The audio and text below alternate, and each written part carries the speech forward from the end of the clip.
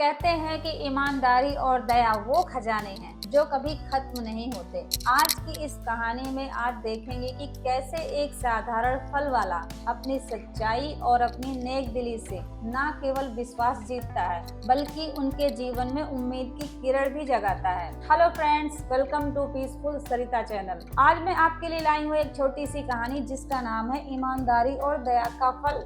तो चलिए स्टार्ट करते हैं। सोहन लाल एक गांव में फलों की ठेली लगाता था। वह खेतों से ताजा फल खरीद कर लाता था, इसलिए उसके फल बहुत जल्दी बिक जाते थे।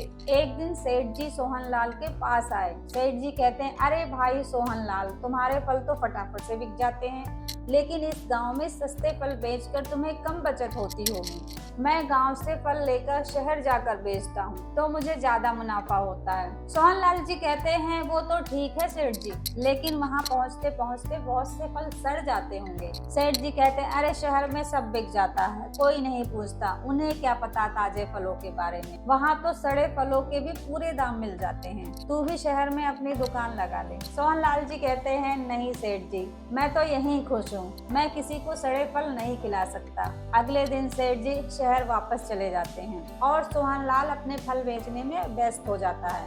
एक दिन सोहन लाल फल बेच रहा था, तभी उसने देखा कि एक पेड़ के नीचे बुढ़िया माई बैठी है। वे काफी कमजोर थी और उनसे ठीक से बैठा भी नहीं जा रहा था। कुछ देर बाद बुढ़िया माई वहीं लेट गई। सोहन लाल उनके पास गया और बोला, माँ जी, आप ऐसे यहाँ क्यों लेटे हो? आपकी तबीयत तो ठीक है?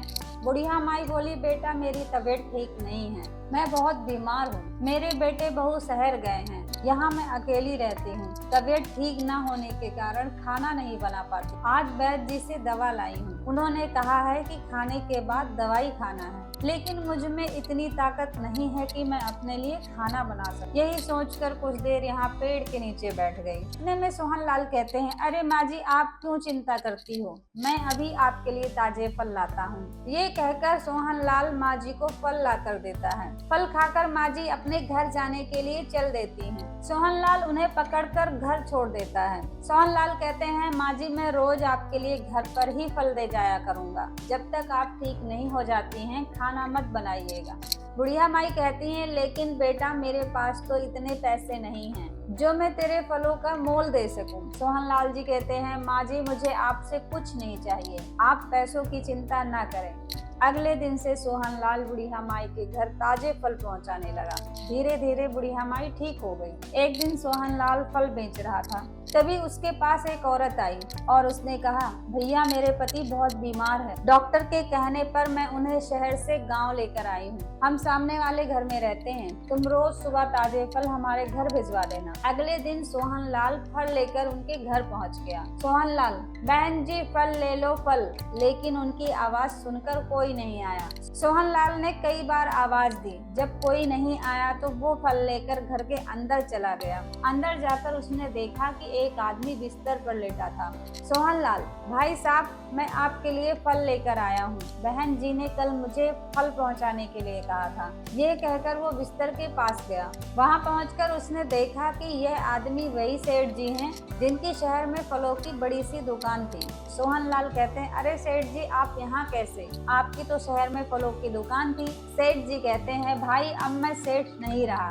शहर में मैंने ज्यादा पैसों के लालच में फलों पर केमिकल लगाना शुरू कर दिया। उन फलों को खाकर एक लड़का मर गया, उसके घर वालों ने मेरी दुकान में आग लगा दी। इसी सदमे में मैं बीमार पड़ गया। वहाँ शहर में कई लोग मेरी तलाश कर रहे हैं, किसी तरह छुपते छुपाते मैं इस गाँव में आया हूँ। तुम्हें कल मेरी पत्नी ने फल देने के लिए कहा होगा, लेकिन मैं ये फल नहीं ले सकता, मेरे पास पैसे नहीं हैं। सोहन लाल कहते हैं, सेठ जी, पैसों की लालच में आपने सड़े फल लोगों को खिला दिए, अब न आपके पास सेहत रही न पैसे। मैं ईमानदारी से ताजे फल बेचता हूँ और मजे में रहता हूँ।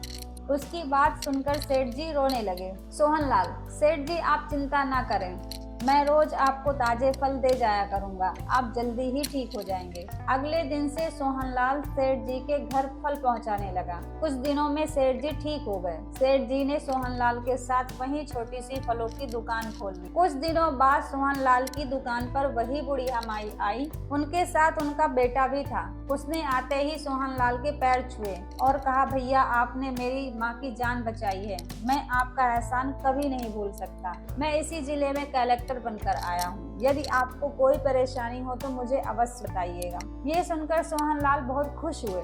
उन्हें विश्वास नहीं हो रहा था कि जिले का कलेक्टर उस जैसे मामूली आदमी के पैर छू रहा था। सोहनलाल की दरिया दिली ने सबका दिल जीत लिया। तो दोस्तों, जिंदगी में पैसा जरूरी है, लेकिन उससे भी ज्यादा जरूरी है ईमानदारी और दूसरों की मदद करने का दिल। सोहनलाल की तरह अगर हम भी बिना लालच के अच्छे काम करें तो खुशियां और सम्मान अपने आप हमारे पास आएंगे। याद रखिए, सच्चाई का फल हमेशा मीठा होता है। मिलते हैं फिर ऐसी एक और नई कहानी के साथ। तब तक आप अपना और अपनों का ख्याल रखिए। धन्यवाद।